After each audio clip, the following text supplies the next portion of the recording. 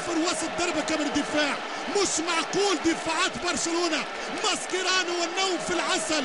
ينطلق الارجنتيني جونزالو ويفتح بوابة التسجيل. شوف الخطأ القاتل، شوف الخطأ الفادح. المرة هذه يضرب مليح، المرة هذه يحطها صحيح، وملا جرينتا وملا تكنيك وملا كورة في الشباك. 1-0 على تيتو فيلانوفا. الواقع يغير والواقع يتغير بكورة الارجنتيني على ارجنتيني اسمه ماسكيرانو.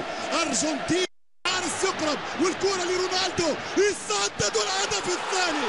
الهدف الثاني من المهول، من المرعب، من القناص، من قاتل الحراس كريستيانو رونالدو. جول جول جول جول جول جول ريال مدريد. الهدف الثاني، الهدف الثاني. وماذا يحدث في دفاعات بلاوغرانا؟ ماذا يحدث في 18 دقيقة؟ أي دفاع؟ عن أي دفاع نتكلم وبأي طريقة نفسر؟ مش ممكن كرة العمق، الكروس لونج، جيرار بيكي بطيء جدا، ماسكيرانو متأخر جدا، والضربة والسدة والتسديد في مرمى فالديز. الهدف الثاني شوف كيف شلاله نحاله حتى قدامه. الصاروخ نتاع ماديرا يسجل 8 أهدافه في الكلاسيكو، وهدف جديد هو الثالث ليه في السوبر كوبا. حياة كرة من شافي وميسي. ميسي كركاسياس في الدقيقة 44 في آخر دقيقة من الشوط الأول.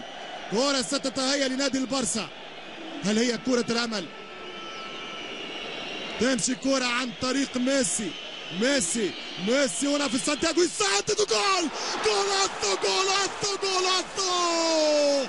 لا الوحش ميسي، لا الغول ميسي. لا من 10 ضد 11. لم اعتقد يوما 10 ضد 11.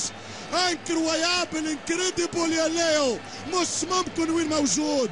منين خرجت يا ميسي؟ كيف تضرب يا ميسي في يوم تفوق المدريد؟